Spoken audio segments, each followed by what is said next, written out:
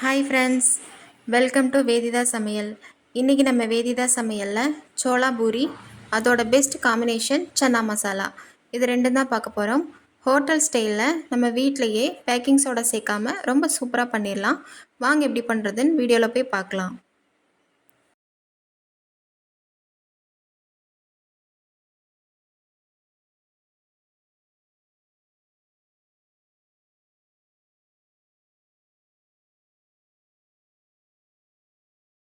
First பூரிக்கு மாவு பிசைஞ்சிக்கலாம்.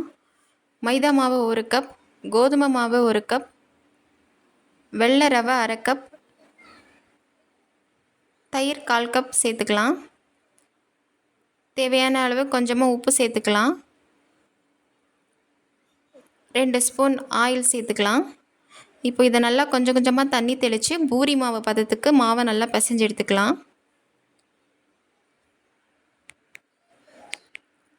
மாவு ரொம்ப தளர்வாகவும் பிசையக்கூடாது, ரொம்ப கெட்டியாகவும் பிசையக்கூடாது. ரெண்டுக்கும் நார்மலாக எப்போவும் நம்ம பூரிக்கு பிசைகிற மாதிரி நல்லா கொஞ்சம் டைட்டாக பிசைஞ்சுக்கணும்.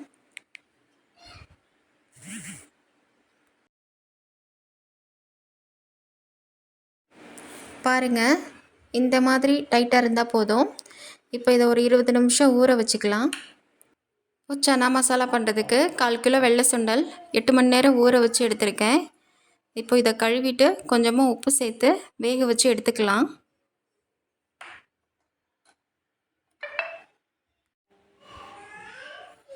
இப்போ சுண்டல் நல்லா வெந்துடுச்சு. இப்போ இதில் கொஞ்சம் மட்டும் எடுத்து வச்சுக்கலாம். இப்போ சன்னா மசாலா ரெடி பண்ண ஸ்டார்ட் பண்ணிடலாம். ஃபஸ்ட்டு 2 ஸ்பூன் நெய் விட்டுக்கலாம். 1 ஸ்பூன் ஆயில் ஊற்றிக்கலாம்.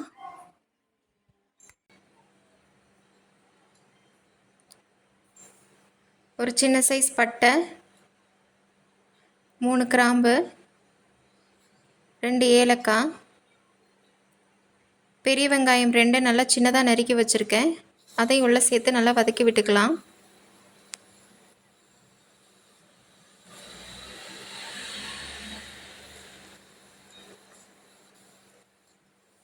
மூணு பல் பூண்டு, ஒரு துண்டு இஞ்சி சேர்த்து இடித்து வச்சுருக்கேன், அதை உள்ளே சேர்த்துக்கலாம்.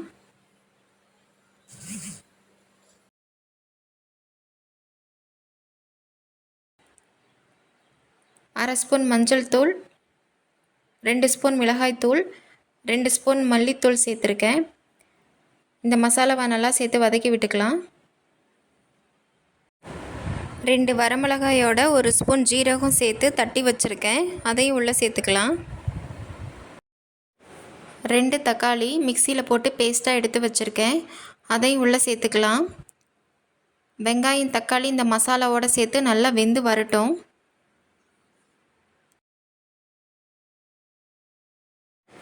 இப்போ வேக வச்ச சுண்டலை தண்ணியோடு உள்ளே சேர்த்துக்கலாம்.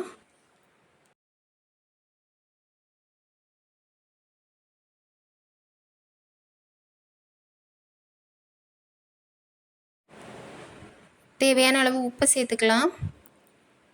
உப்பு சேர்த்துட்டு ஒரு 10 நிமிஷம் நல்லா கொதிக்க விடலாம். தண்ணியெல்லாம் நல்லா வற்றி வரட்டும்.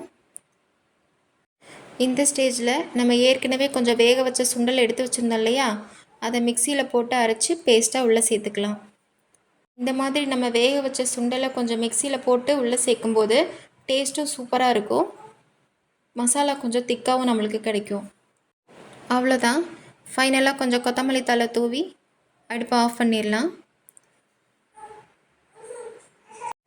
அவ்வளோதான், சன்னா மசாலா ரெடி ஆகிடுச்சு. இப்போ நம்ம பூரி செய்ய ஸ்டார்ட் பண்ணிடலாம். இப்போ நம்ம மாவை உருண்டை பிடிச்சிக்கலாம். உங்களுக்கு எந்த சைஸ் தேவையோ அந்த சைஸுக்கு பிடிச்சிக்கோங்க. கொஞ்சம் பெரிய சைஸாக பிடிச்சிங்கன்னா பூரி நல்லா பெருசாக இருக்கும். நான் இப்போ மீடியம் சைஸில் தான் எடுத்திருக்கேன். இப்போ இதை தேய்ச்சி எடுத்துக்கலாம். பூரிக்கு எப்போவுமே மாவு தேய்க்கும் போது சப்பாத்திக்கு தேய்க்கிற மாதிரி ரொம்ப மெலிசாக தேய்ச்சிடாதீங்க, கொஞ்சம் திக்காக இருக்கணும். ரொம்பவும் திக்காகவும் தேய்ச்சிடாதீங்க, கொஞ்சம் மீடியம் சைஸில் பார்த்துக்கோங்க.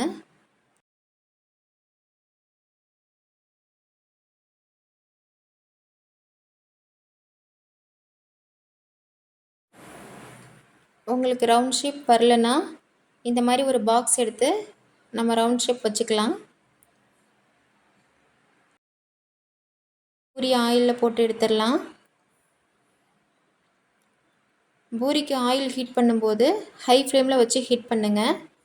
பூரி போட்டவுடனே இந்த மாதிரி உப்பி வரணும். இதுதான் சரியான ஹீட்டு.